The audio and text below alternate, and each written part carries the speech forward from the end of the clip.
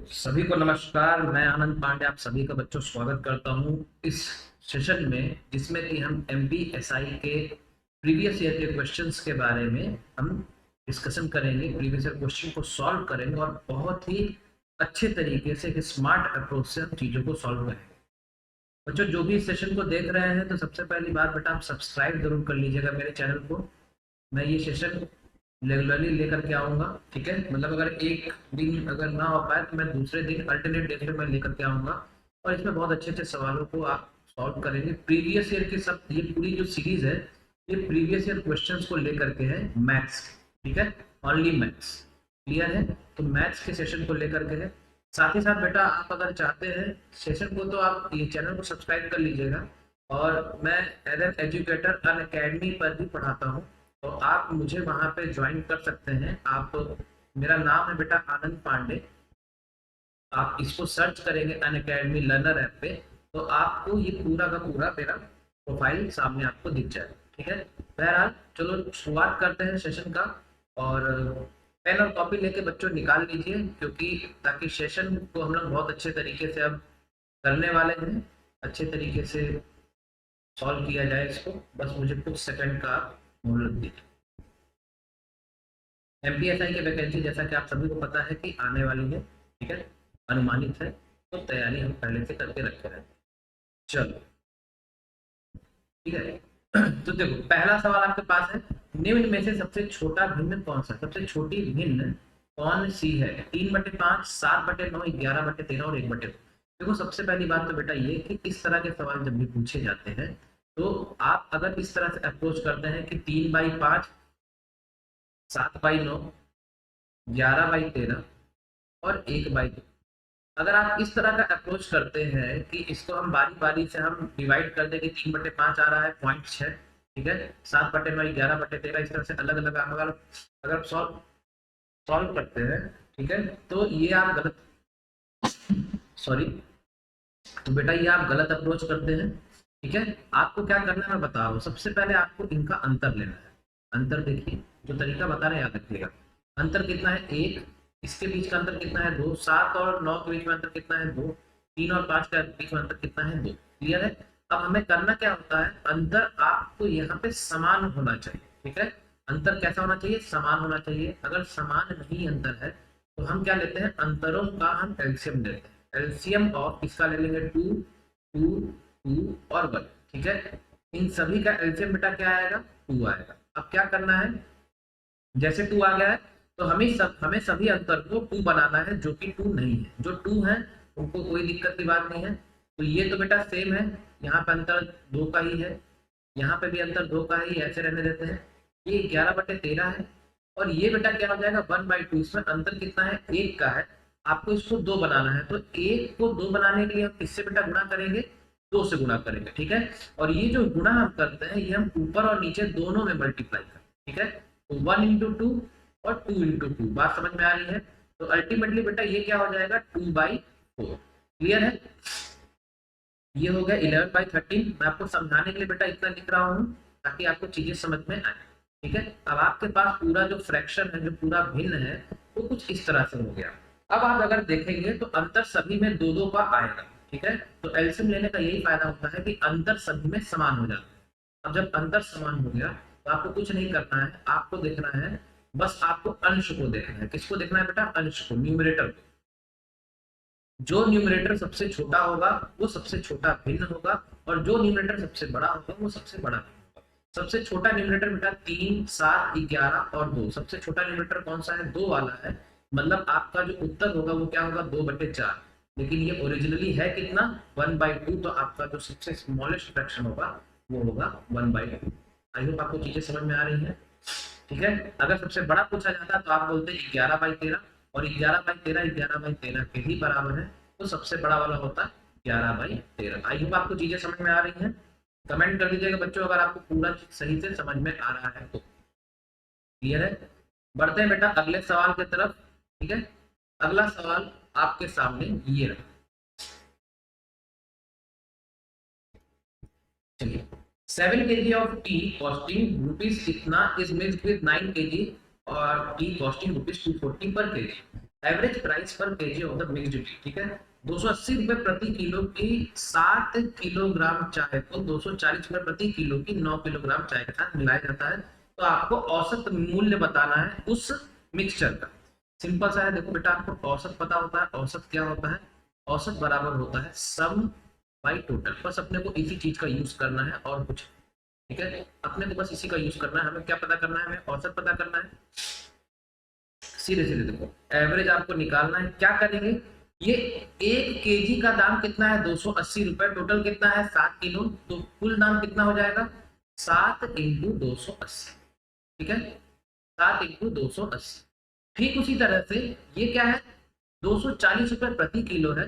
Total कितना है? 9 kilo. तो जो कुल दाम हो जाएगा वो कितना हो जाएगा? 9 इंटू 240, ठीक है।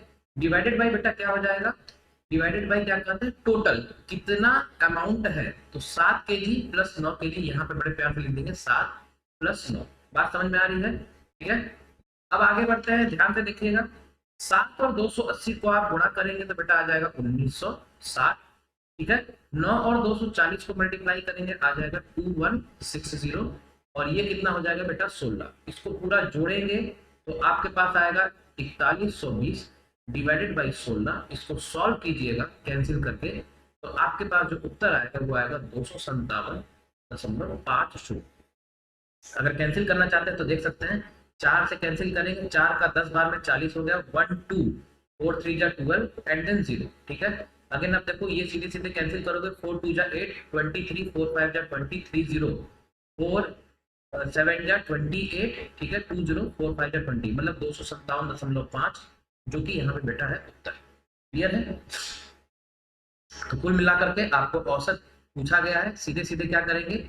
जो आपके पास प्रति किलो का है उसको कुल किलो से मल्टीप्लाई करेंगे, सेम उसी तरह से दूसरे में करेंगे, दोनों का योग और बटे कुल जो वजन है 7 किलो और 9 किलो, ठीक है। डिवाइड करेंगे, आपका आंसर आपके सामने होगा 257.50। आगे बढ़ते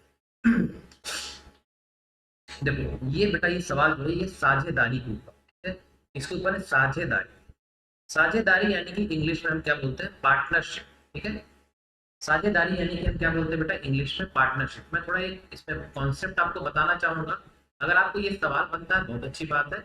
एक मैं आपको कॉन्सेप्ट बताता हूँ, ध्यान से सुनिएगा जो मैं आपको बात बताने का, ठीक है। देखो, पार्टनरशिप या साझेदारी में कोई भी कैसा भी किसी भी तरह का सवाल पूछे, हर सवाल का केवल एक ही सूत्र है, क्या? P बराबर I इंटू टी, ठीक है। P बराबर I इंटू टी। बात समझिएगा ध्यान से। इस P का मतलब क्या होता है बेटा? प्रॉफिट। P का मतलब प्रॉफिट यानी कि लाभ। I का मतलब क्या होता है बेटा? इन्वेस्टमेंट। इन्वेस्टमेंट यानी कि कितना मूल्य, कितना रुपए निवेश किया गया है। प्रॉफिट यानी कि बेटा क्या हो गया? लाभ। इसको इस तरह से लिख लीजिएगा। और टी मतलब क्या होता है बेटा? समय।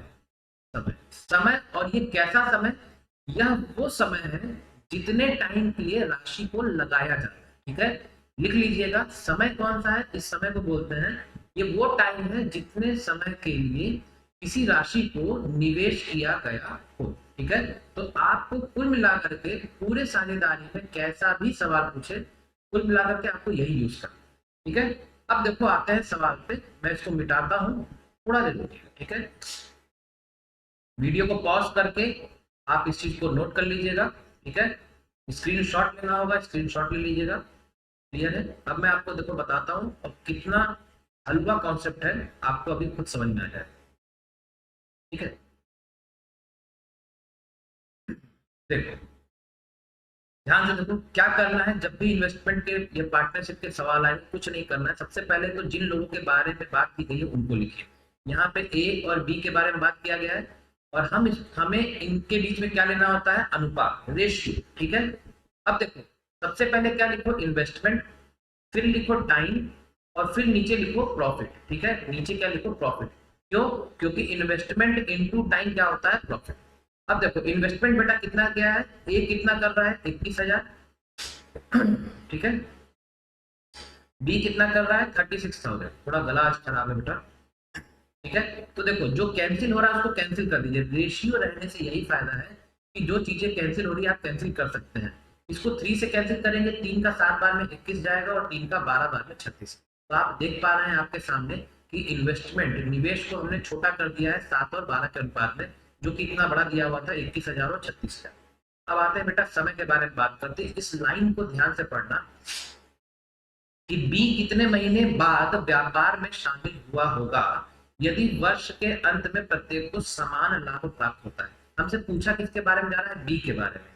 ए के बारे में तो कुछ नहीं कहा गया है, लेकिन ये बोला गया है कि वर्ष के अंत में लाभ प्राप्त होता है। मतलब ए महोदय जो है वो 12 महीने तक, मतलब 1 साल तक पूरा काम किए।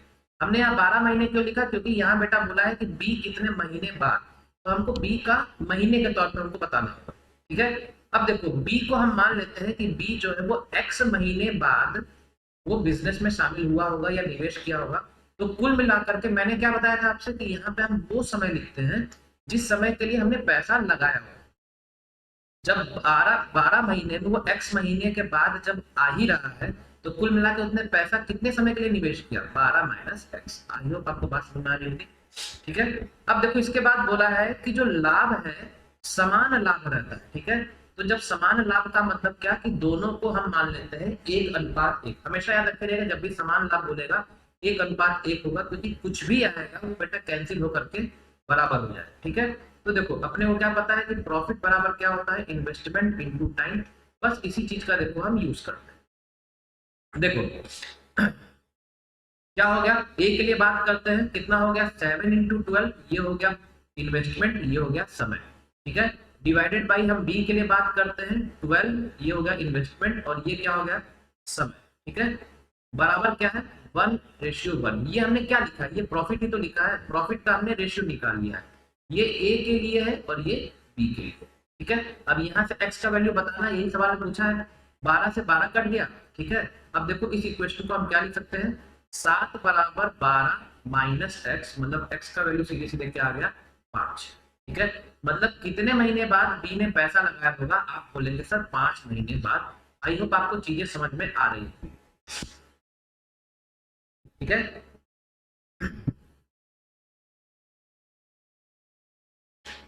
ओके क्लियर है। चलो बढ़ते हैं आगे अगले सवाल पर। अगला सवाल आपकी राह देख रहा है और ये रहा अगला सवाल। आसान सा सवाल है, एक कार 60 किलोमीटर प्रति घंटा की गति से चलते हुए एक निश्चित दूरी को 1 घंटे में तय करती है। एक अन्य कार जो 40 किलोमीटर प्रति घंटा की गति से चल रहा है, वो इस दूरी को तय करने में कुल कितना समय लगेगा। बेटा ये जो सवाल है कुल मिलाकर के 2 हिस्सों में बटा हुआ है। पहला हिस्सा यहाँ तक है, दूसरा हिस्सा ये है। ठीक है, तो पहले हिस्से से हमको जो जानकारी मिल रही है उसको निकाल लेते हैं। क्या दिया हुआ है, स्पीड। क्या बोला गया है, स्पीड। स्पीड कितना है 60 किलोमीटर प्रति घंटा और इसको तय करने में कितना समय लग रहा है 1 घंटा। तो इन दोनों से क्या हम दूरी निकाल सकते हैं, बिल्कुल निकाल सकते हैं। दूरी बराबर होता है चाल इंटू समय, यानी स्पीड इंटू टाइम। 60 इंटू 1 क्या हो जाएगा बेटा 60 और क्या हो जाएगा किलोमीटर। ठीक, आगे बढ़ते हैं। अब अगले हिस्से पे आते हैं। अगले हिस्से पे आपको बोला गया है कि 40 किलोमीटर प्रति घंटा की चाल है, 40 किलोमीटर पर आवर की चाल है। तो बताना है कि उसी दूरी को तय करने में तो कितना समय लगेगा। समय क्या हो जाएगा बेटा, यहाँ से देखो डिस्टेंस बाई स्पीड, डिस्टेंस बटे स्पीड। दूरी उतना ही तय कर रहा है 60, स्पीड कितना दिया गया है 40। 0 से 0, ये 2 से कैंसिल करेंगे, 2 का 3 बार में, 2 का 2 बार में, मतलब आंसर क्या आ गया 3/2 आवर्स। बात समझ में आ रही है। ऑप्शन नंबर बी क्लियर है, ये इसका होगा आंसर। आई होप आपको समझ में आया होगा। बेटा सेशन अच्छा लगा होगा तो लाइक जरूर कर दीजिएगा। ठीक है, और ज्यादा से ज्यादा लोगों को शेयर भी करिए। ठीक है, चलो बढ़ते हैं बेटा आगे अगले सवाल पे। अगला सवाल आपके सामने ये है, बहुत प्यारा सवाल है। एक कमरे की लंबाई उसकी चौड़ाई से 3 मीटर अधिक है। ठीक है, यदि कमरे के फर्श का क्षेत्रफल 70 मीटर प्रति स्क्वायर है तो फर्श का परिमाप क्या होगा। देखो ठीक है, मतलब लेंथ जो है वो ब्रेड्थ से 3 मीटर ज्यादा है। Area of the floor of the room is 70 metre square. तो आपको बताना है कि पेरीमीटर ऑफ द फ्लोर क्या होगा। देखो फ्लोर को बेटा हम क्या मान के चलते हैं, रेक्टेंगल। रेक्टेंगल में आपको पता है कि ये होता है लंबाई और ये दोनों होते हैं चौड़ाई। ठीक है, अब सवाल में बेटा दिया गया है, ध्यान से सुनिएगा कि लंबाई जो है वो चौड़ाई से 3 मीटर ज्यादा है। ठीक है, और फ्लोर का एरिया दिया हुआ है 70 मीटर स्क्वायर। 70 मीटर स्क्वायर दिया गया है, तो आपको पता है कि रेक्टेंगल यानी कि जो फ्लोर है, जो फर्श है, उसका एरिया क्या हो जाएगा, लेंथ इंटू ब्रेड्थ, ठीक है, लंबाई इंटू चौड़ाई। अब देखो चौड़ाई तो बेटा दिया गया है, लंबाई क्या हो जाएगी b+3, एल क्या हो जाएगा b+3। इसी इक्वेशन को हमने ऐसे लिख दिया और ये किसके बराबर हो गया, 70 के बराबर। क्लियर है। अब देखो यहाँ पे आपको कुछ सॉल्व नहीं करना है, मेरी बात को ध्यान से सुनिए, ठीक है। यहाँ पे आपको कोई सॉल्व नहीं करना है। अगर आप सॉल्व करने जाएंगे तो क्वाड्रेटिक इक्वेशन बन जाएगा, b इंटू बी हो जाएगा b² प्लस 3b बराबर 70। फिर सॉल्व करेंगे वगैरह वगैरह, ये सब आपको कुछ नहीं करना। आपको यहाँ पे क्या करना है बेटा, वैल्यू पुटिंग करनी, ठीक है। यहाँ पे आपको क्या करना है बेटा, वैल्यू पुटिंग करनी है। पुटिंग वैल्यू पुटिंग मतलब हमको कुछ ऐसा रखना होगा b का मान, ताकि इसका मान क्या आ जाए 70। अगर आप अपना थोड़ा सा दिमाग के घोड़े दौड़ाएंगे तो आप ये देखेंगे कि अगर हम b का मान रखते हैं 7, ठीक है, b का मान 7 रख के देखो तो क्या आ जाएगा, b हो गया 7 इंटू 7 प्लस 3 कितना हो जाएगा 10। क्या ये 70 के बराबर आ रहा है, ठीक है। और 70 यहाँ पे दिया है, मतलब हमने ये जो रखा है ये सही है। अगर b का मान 7 है तो लेंथ कितना आ जाएगा, लेंथ होता है b+3, मतलब 7 + 3 कितना हो गया 10। हमको लेंथ और ब्रेड्थ दोनों मिल गया। अब सवाल क्या पूछा है कि पेरीमीटर क्या होगा, फर्श का माप क्या होगा, फर्श का। तो परिमाप जो होता है फर्श का वो क्या होता है बेटा, 2 times of length plus breadth, ये होता है पेरीमीटर का फॉर्मूला रेक्टेंगल का। सीधे सीधे रख देते हैं, लेंथ और ब्रेड्थ को जोड़ेंगे कितना हो जाएगा, 10 और 7 हो गया 17, 2 इंटू 17 हो गया 34 मीटर, और ये होगा बेटा आपका उत्तर। क्लियर है।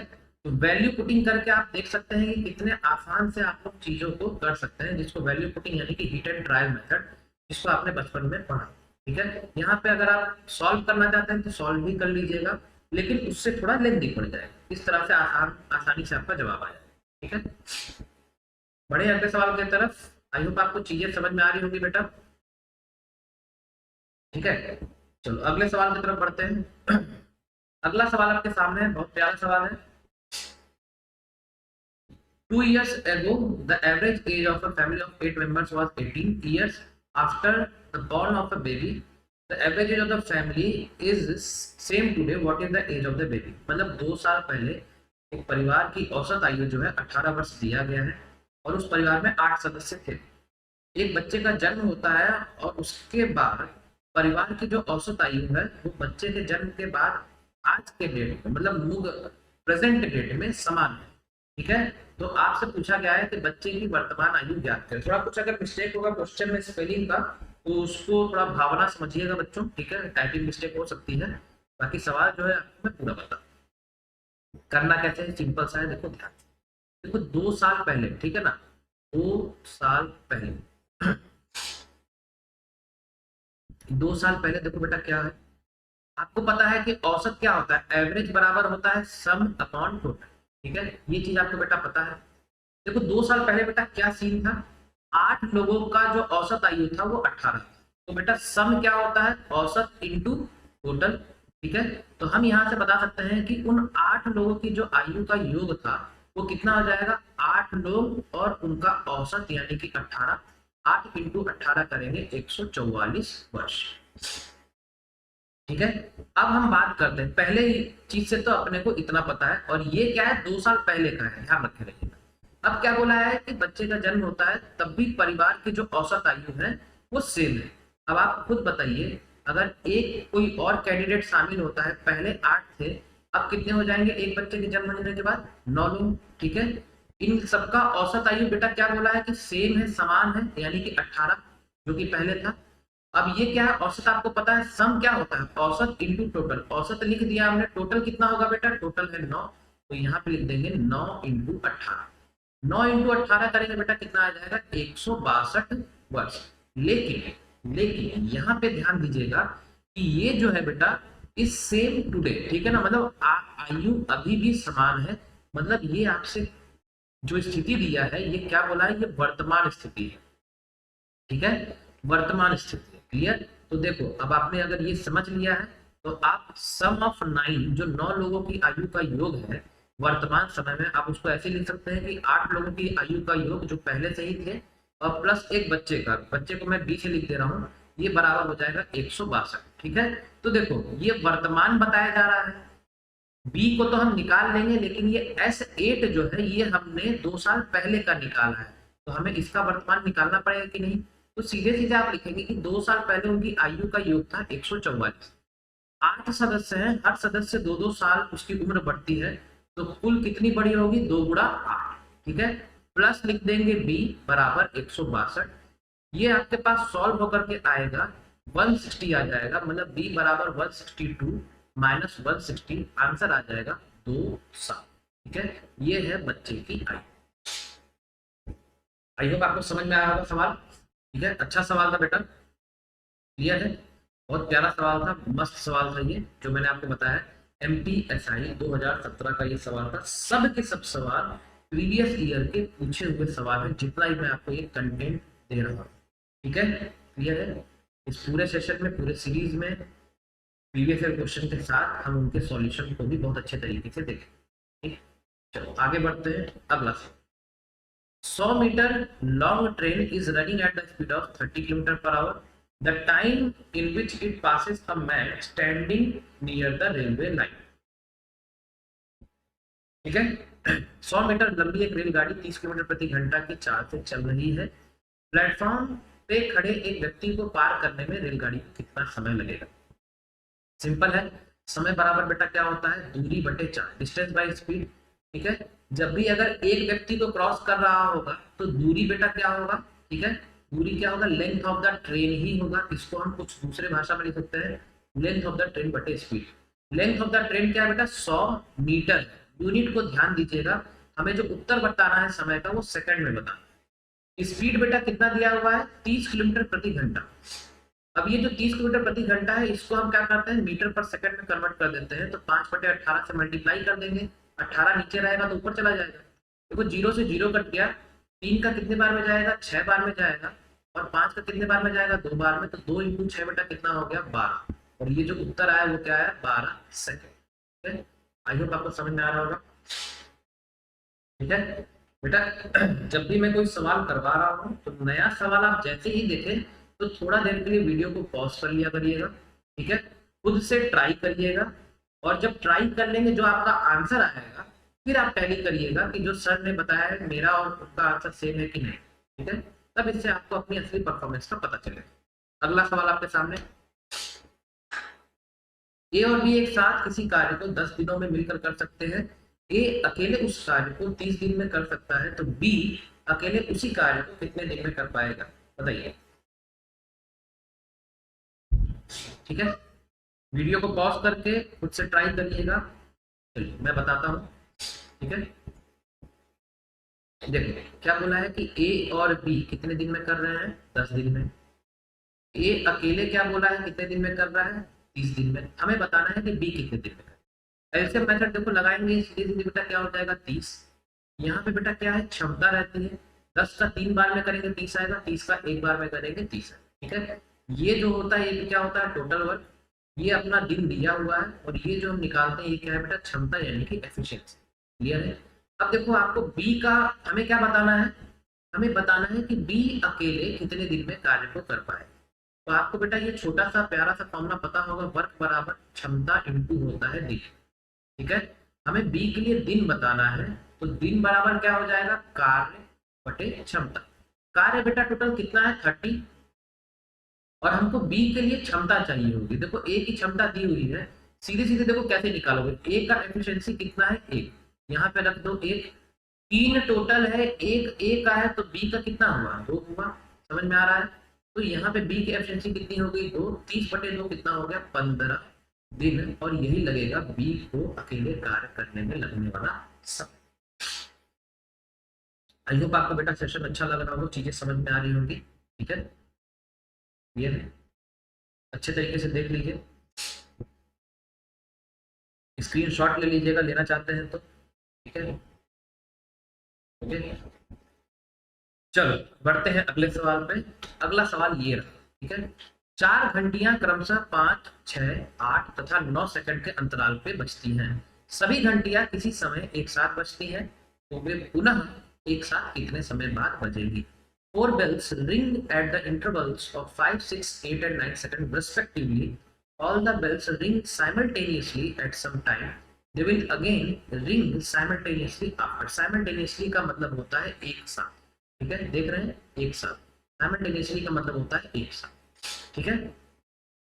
देखो समझिएगा, एक मैं आपको कॉन्सेप्ट बता रहा हूँ, याद रखे रहिएगा कि जीवन में आज के बाद से कभी भी आपसे घंटी के ऊपर सवाल पूछे, ठीक है, या ट्रैफिक लाइट के ऊपर सवाल पूछे, ठीक है, मैं जो बात बोल रहा हूँ उस चीज को नोट कर लीजिएगा.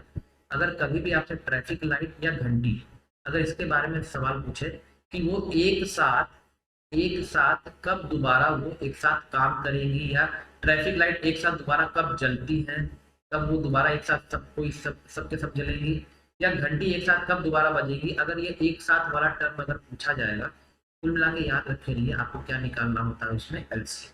ठीक है, आपको क्या निकालना होता है, एलसीएम. बस इतनी सी बात याद रखे रहिएगा, इसमें आप कभी भी एचसीएफ नहीं निकालेंगे, हमेशा एलसीएम निकालेंगे.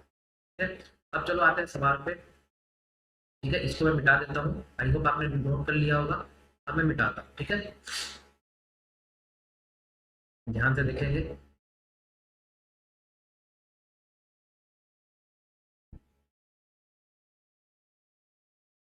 अब देखो बेटा, ध्यान से जो मैं बात बताने जा रहा हूँ अच्छी तरीके से सुनिएगा. देखो मैंने क्या बोला, एलसीएम निकालना है. 5, 6, 8 और 9, इसका एलसीएम निकालेंगे बेटा बड़े प्यार से. 5, 6, 8 और 9 क्या करेंगे, यहाँ डिवाइड करते हैं 2 से. मुझे ऐसी उम्मीद है कि आप सबको एलसीएम निकालना आता होगा.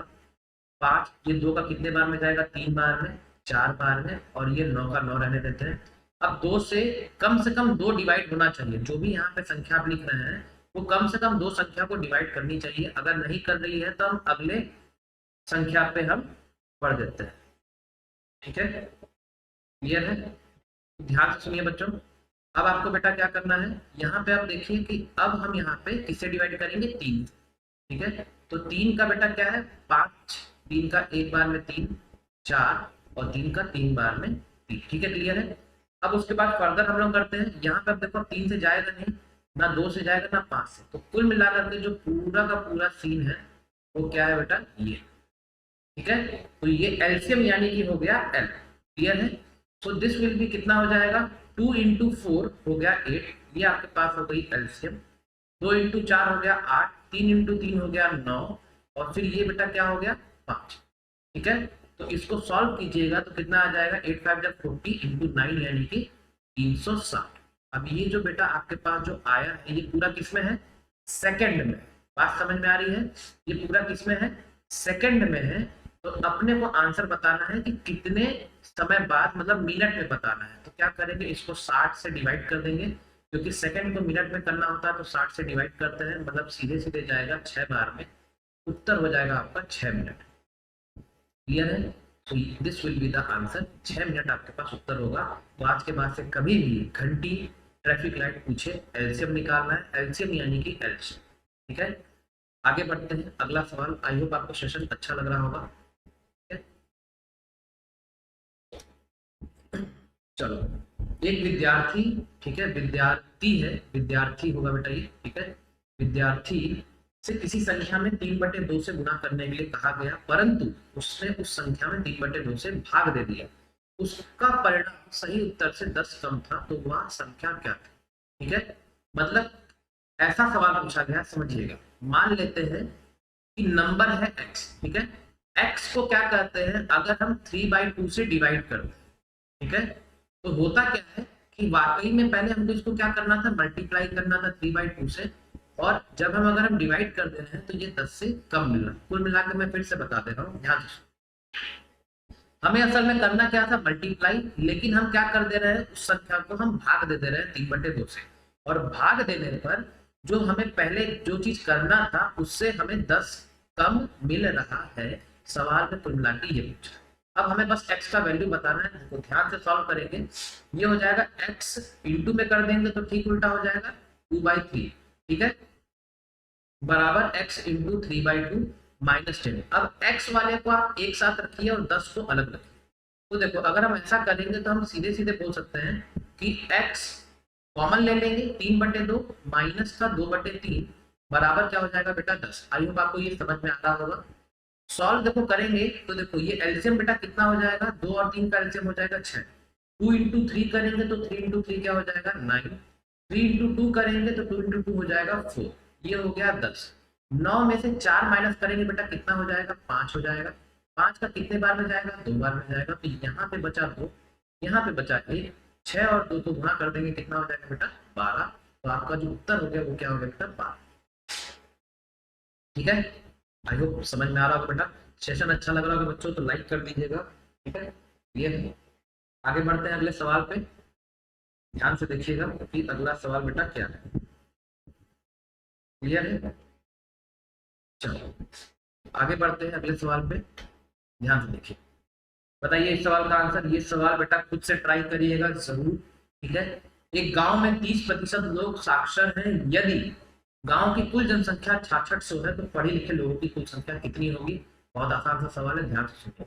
आपको बस दो बातें पता होनी चाहिए कि क्या दिया हुआ है और क्या निकालना है। क्या बोल रहा हूँ, दो बातें पता होनी चाहिए कि क्या दिया हुआ है और क्या आपको पता करना है। ठीक है, देखो दिया क्या है बेटा, 6600 आपके पास टोटल पॉपुलेशन है। ठीक है, 6600 जो है वो टोटल पॉपुलेशन है, और टोटल को हम प्रतिशत में क्या मानते हैं, 100%। ठीक है, तो दिया क्या हुआ था 6600, उसका हमने यहाँ पे यूनिट दे दिया 100%। जो पता करना होता है उसको मल्टीप्लाई करके बगल में लिखते हैं। ठीक है, पता क्या करना है कि नंबर ऑफ लिटरेट पीपल, मतलब पढ़े लिखे लोगों की संख्या कितनी है, और दिया गया है कि 30% है, हमको उसको संख्या में बताना है। तो जो पता करना है उसको हम यहाँ बाजू में लिखते हैं, और वो क्या है 30%। सॉल्व कर दो, प्रतिशत से प्रतिशत डबल जीरो कैंसिल हो जाएगा, 30 इंटू 66 यानी कि उत्तर हो जाएगा 1980। मतलब इतने लोग हैं जो कि पढ़े लिखे हैं उन 6600 लोगों में। तो आपका जो उत्तर होगा वो होगा 1980। आप देख पा रहे हैं कि सिंगल लाइन में आप इसका आंसर कर पा रहे हैं, कोई भी एक्स लेने की जरूरत नहीं है। ठीक है, क्लियर है। बढ़ते हैं अगले सवाल पे। अगला सवाल, ठीक है, देखो किसी वृत्तीय पहिए की त्रिज्या 21 सेंटीमीटर है, 924 मीटर की दूरी तय करने में पहिए द्वारा तय की गई चक्कर की संख्या ज्ञात कीजिए। ठीक है, कुल मिला के बेटा ये बोला गया है कि रेडियस दिया गया है किसी सर्कुलर व्हील का 21 सेंटीमीटर। आपसे पूछा है कि how many revolutions will it take to cover 924 metre. ठीक है, सीन कुछ ऐसा है, आप पहले इसका कॉन्सेप्ट समझ लीजिए। एक छोटू सा कॉन्सेप्ट है, अगर आप इसको समझ जाएंगे तो इस तरह के सवाल आपसे कभी भी ऐसा नहीं होगा कि ना हल होगा। ठीक है, देखो रेडियस बेटा इसका सवाल में दिया हुआ है कितना है, 21 सेंटीमीटर। ठीक है, ध्यान से कुछ सीन ऐसा है बेटा कि मान लीजिए ये पहिया है, गोलाकार का है, वृत्ताकार है, ये क्या करते हैं, ये चक्कर मार मार करके ये यहाँ पे मान लीजिए पहुंच गया, और ये जो दूरी है, ये जो इसने कुल दूरी तय किया है, ये कितना है 924 मीटर। तो जाहिर सी बात है ये पहिया है, तो यहाँ तक जो पहुंचा होगा तो चक्कर खा खा कर पहुंचा होगा। ठीक है, ऑब्वियस सी बात है, ऐसे तो पहुंचेगा नहीं। ठीक है, तो आपको वही पता करना है कि मान लेते हैं कि टोटल नंबर ऑफ चक्कर अगर n है, तो आपको n का मान पता करना है कि कुल कितने बार वो चक्कर खाया। ठीक है, आपको चक्कर नहीं खाना है, चक्कर उसको खाना है, बात को ध्यान से। ठीक है, तो देखो ऑब्वियस सी बात है कि अगर ये पहिया एक चक्कर अगर लेता है, ठीक है ध्यान से सुनना, अगर ये पहिया एक चक्कर लेता है, अगर ये पहिया अगर एक चक्कर लेता है, मान लो यहाँ से शुरू किया वापस इस पॉइंट पे आया, तो मतलब एक पूरा का पूरा अपना ये बाउंड्री कवर करता है। और आपको पता होना चाहिए कि सर्कल का जो ये परिमाप होता है वो क्या होता है, 2πr। ठीक है, तो कहने का मतलब कि एक चक्कर का मान, एक चक्कर, एक रिवॉल्यूशन का मान, एक रिवॉल्यूशन का जो मान होगा वो क्या हो जाएगा 2π इंटू आर। तो हमें क्या बोला गया है कि कितने चक्कर लगा रहा है, तो एक चक्कर में 2πr है, मान लेते हैं कि टोटल n चक्कर है, तो एक चक्कर इंटू n बराबर क्या हो जाएगा 924 मीटर। समझ पा रहे हैं। ठीक है, अब देखो ध्यान से, ये मीटर दिया गया है और यहाँ पे बेटा सेंटीमीटर दिया गया है, आपको ध्यान देना है यूनिट का। हम देखो सॉल्व करते हैं, हमको n का वैल्यू निकालना है। ये देखो सिंपल सी है, ये एक चक्कर का ये परिमाप है, टोटल मान लेते हैं कि n चक्कर लगा है, तो दोनों का गुणा कर दिया और वो किसके बराबर आ जाएगा, जो दूरी दिया है उसके बराबर। ठीक है, अब सॉल्व करते हैं, अपने को n का वैल्यू बताना है 924। ठीक है, मीटर है, मीटर को सेंटीमीटर में कर देते हैं क्योंकि यहाँ पे 21 सेंटीमीटर में लिखा हुआ। ठीक है, एक मीटर बराबर कितना होता है 100 सेंटीमीटर। अब डिवाइड करते हैं 2πr, पाई कितना है 22/7 सवाल में बोला गया है। रेडियस कितना है बेटा, रेडियस दिया गया है 21 सेंटीमीटर। ठीक है, अब देखो, अगर आपने 11 का डिविजिबिलिटी पढ़ा होगा तो आप सीधे सीधे देखेंगे कि 11 का 2 बार में, 11 का 8 बार में और 11 का 4। ठीक है, फिर 21 से सीधा सीधा ही कितने बार में जाएगा, 4 बार में। अब देखो ये 2 है और ये भी 2 बचा है, तो 2 इंटू 2 बेटा ये कट गया, ये क्या हो गया आपके पास 4। ठीक है, तो कुल मिलाकर के आपके पास ये नीचे 100 बचा और ये ऊपर 100 बचा, ये नीचे 7 बचा ऊपर 100 बचा, ये 7 ऊपर जाएगा तो कुल मिला के n कितना आ जाएगा, 700। ठीक है, समझ पा रहे हैं? तो कुल कितने चक्कर उसने खाए होंगे, 700 चक्कर, ये है उत्तर। ठीक है, क्लियर है? तो जब भी इस तरह का सवाल आएगा तो आप यही करेंगे कि टोटल जितना चक्कर है उसको एक चक्कर यानी कि परिमाप से, जो सर्कल का परिमाप होता है उससे गुणा कर देंगे और वो होता है बराबर कुल दूरी। ठीक है, या ऐसे लिखना हो तो लिख सकते हैं, मैं यहाँ पे शॉर्टकट आप कह लीजिए कि जब भी आपसे रिवॉल्यूशन की बात की जाए तो n यानी कि number of revolution into 2 pi r. 2 pi r क्या है, एक चक्कर। ठीक है, एक चक्कर बराबर 2 पाई आर बराबर हो जाएगा टोटल डिस्टेंस, बराबर क्या हो जाएगा, टोटल डिस्टेंस यानी कि कुल दूरी। यही आपके पास इसका शॉर्टकट है, सीधे सीधे आप इसको लगा देंगे, आपका आंसर आ जाएगा। ये n या टोटल डिस्टेंस, इसमें से कोई एक दिया रहेगा, अगला आपको निकालना होगा, सिंपल सी बात। ठीक है, तो आई होप आपको आज का सेशन अच्छा लगा होगा। ये आज का आखिरी सवाल था और सारे के सारे प्रीवियस जो एमपीएसआई में पूछे गए हैं वही सवाल थे। क्लियर है? तो सेशन बच्चों अच्छा लगा होगा, कमेंट जरूर करिएगा। ठीक है, और लाइक करिएगा सही लगा होगा तो। फिर मिलते हैं अगले सेशन में, तब तक के लिए मुझे दीजिए इजाजत। ठीक है, thank you very much to everyone and everyone.